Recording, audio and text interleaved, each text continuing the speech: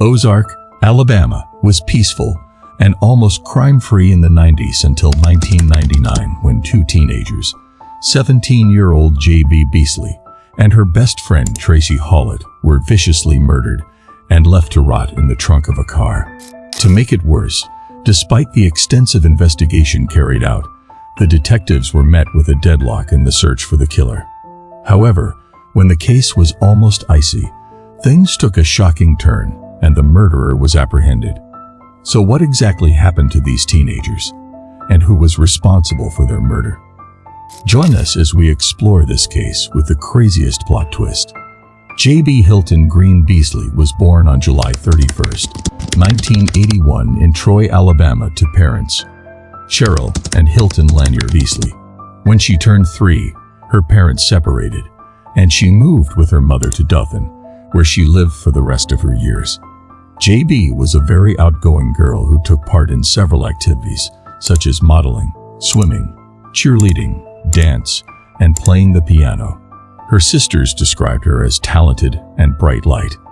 It was in high school J.B. met her best friend Tracie Hawlett. Tracie Jean Hawlett was born on March 3, 1982 to parents Carol and Robert Hawlett. Her father was a police officer who died when she was 5 years old. She was raised by her mother and stepfather, Mike Roberts. Tracie was quite the opposite of J.B. She was shy and a bit more reserved. However, she was just as nice and kind. Tracie was also a cheerleader at Northview High School, where she and J.B. were incoming seniors at the time of the incident that would cut their beautiful lives short. On July 31st, 1999, the 17th birthday of J.B., the two girls left their home in Dothan in J.B.'s black 1993 Mazda 929 to attend a birthday party organized in J.B.'s honor by another friend named Jana. The party was at Jana's home in Headland, Alabama, just a few miles north. However, just a few minutes into the journey, they got lost. Around 10:30 p.m., J.B. and Tracie stopped at a BP gas station in Headland to make use of a payphone to ask for directions from their friends. Thinking they've gotten the directions, they continue on their journey with the hopes of getting there in no time. Somewhere along the way, they became even more lost and ended up in Ozark, a town about 20 miles west of Headland. At about 11:30 p.m., Tracie, who had a curfew, called her mother from a payphone at the Big Little store at Ozark to let her know they never got to the party because they got lost and would be getting home late. After the call, the two girls met a woman named Marilyn who had stopped to buy a soda at the store for directions. She explained as well as she could, and the girls seemed to understand because when they pulled out of the parking lot, they were headed in the right direction. However, that was the last time they were seen alive. When both girls didn't arrive home, Tracie's mother called the police at around 8 a.m. to report her daughter missing. The search for the missing girls began immediately. Starting from their last seen location, the police began searching the perimeter for whatever clues they could find. Just a few hours in, J.B.'s car was found parked on the side of Herring Avenue, a street less than 3 miles from the store where they were last seen. In the car, they saw J.B.'s driver's license, both girls' purses, and their wallets. There was cash in the wallet, so robbery was ruled out. However, one thing was missing: J.B.'s car keys. It was quite strange that was the only thing missing, but the police didn't know what to make of it. The search continued until 2 p.m. when a gruesome discovery was made. While a group of police were searching the perimeter, another group kept checking the car for more clues, and that was when they discovered they had no access to the trunk of the car. Without the keys, every attempt to open it proved futile until a latch that could open the trunk from the interior was discovered. When the trunk was opened, the lifeless bodies of the two girls were found, each having suffered a single 9mm gunshot wound to the head. It was the most tragic sight, and the case was immediately ruled a homicide. After ruling out robbery as a motive, the investigators began considering other options. First, an autopsy was carried out with the hope that it came with clues. The report showed that neither girl had been sexually molested, and there were no traces of alcohol or drugs in their system. This ruled out the possibility of the crime being sexually related. With no help from the autopsy, the only thing they had was the palm print that was lifted from the trunk of the car, so they began the search for the owner of the palm. The authorities ran the print in the system and found no single match. They went back to the car to search for more clues, but they found nothing. They remained stuck until the state crime lab changed the direction of the investigation when it reported traces of unknown semen on JB's bra, panties, and skin. Then they began searching for a matching DNA, but they were met with another deadlock. It was an intense period for the investigator because the victim's parents were constantly asking for answers. After several weeks of rigorous search for clues, a reward was put out in an attempt to gain information regarding the murder. This was what led to what the police initially believed to be a breakthrough. On September 1st, 1999, exactly a month after the bodies of J.B. and Tracie were discovered, a resident of Ozark named Johnny William Barentine walked into the Ozark Police Department to make a strange confession. He claimed that he had witnessed the double homicide of the Dothan teenagers. The 28-year-old man told the police that he had been out that night in search of milk for his 2-year-old son, and on his way back, he had been hit by a black truck just near Herring Road. He said he couldn't remember the driver's face, but he had seemed in a hurry to get away. This piqued the interest of the police, and they began questioning him. However, things took a turn when Barentine kept changing the story during the interview. At one point, he said he picked up a tattooed man who seemed like the culprit. Then he said the tattooed man had picked him up. Then his final version was that the man in the black truck was his neighbor.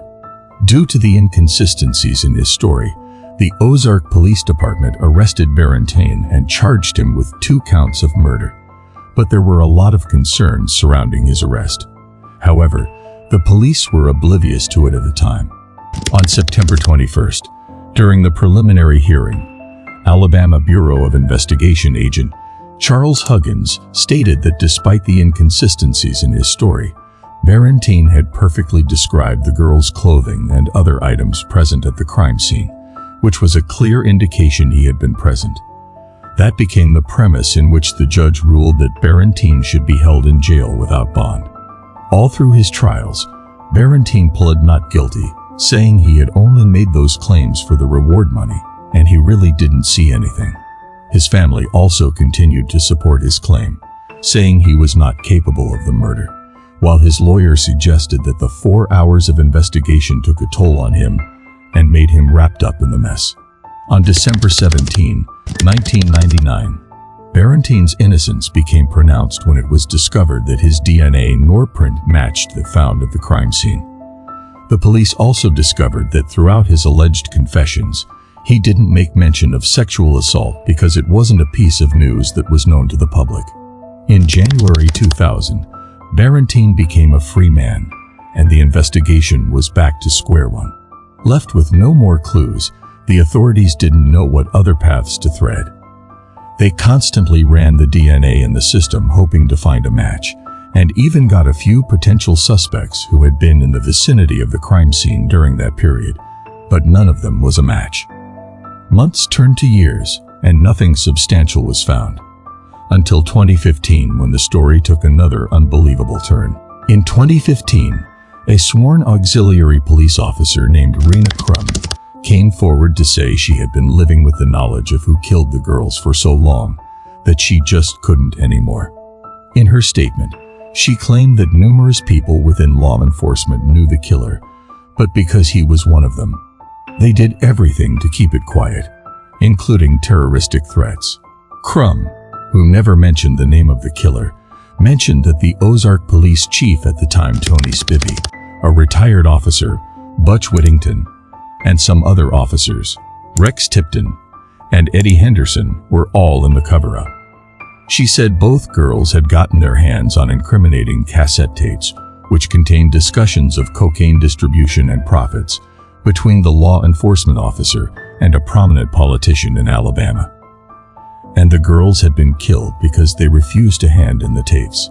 Although she didn't mention how the girls could have gotten the tapes, She shared that she had found out during one of the culprits' drinking slurs. Crum said, "I am ashamed to say I have known for a long time. I worked with all of them. Blue walls of silence. Can't believe it stayed silent this long. Everyone talks when they drink." This allegation caused a serious uproar because it was hard to believe that those who were meant to protect citizens were the ones causing harm. But what made it believable was that after Crum made the allegation, she was reportedly attacked as a warning to keep her mouth shut about the killer. However, there was no physical evidence to back the claim. After several back and forth and further investigations, Crum's story became less and less believable. And on January 29, 2016, Splivy, alongside the other officers mentioned by Crum, filed a defamation lawsuit against her and the journalists who helped in spreading the news.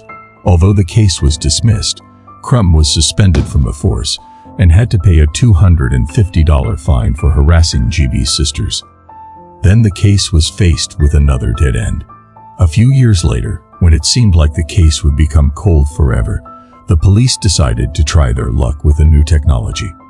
Surprisingly, something new was found. In 2018, the police found the vicious Golden State Killer, Joseph D'Angelo, through the aid of advanced DNA analysis, and this prompted the thought to use the method to search for the girl's murderer. The police had sent the DNA they found on the crime scene to a firm that specializes in DNA genealogy searches in Virginia. The method used was that they compared family DNA in their databases to know who had the most likely DNA. That was how they came up with a suspect named Coley McCraney. 45-year-old Coley could never have been thought of as a suspect in 1999 because he had lived his life crime-free.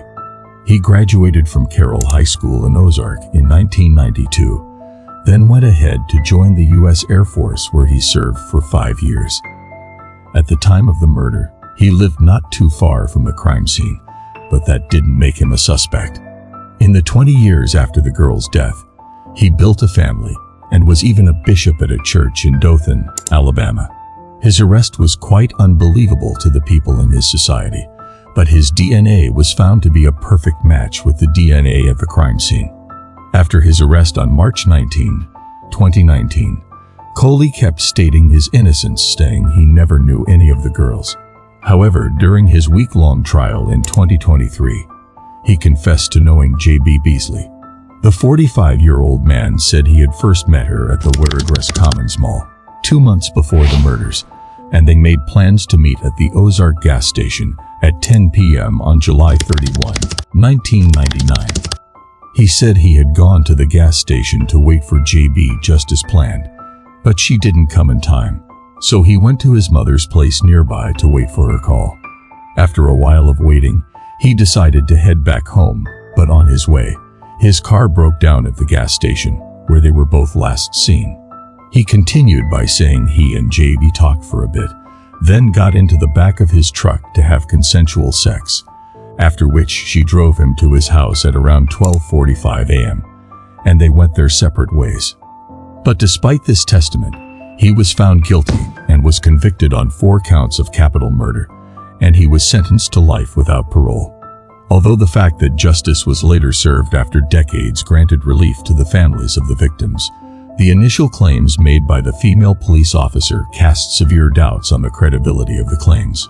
So do you think McCraney is responsible for the murder, or do you believe he was framed? Kindly let us know in the comments section below. Don't forget to like, share, and subscribe to our channel for similar content. See you in the next video.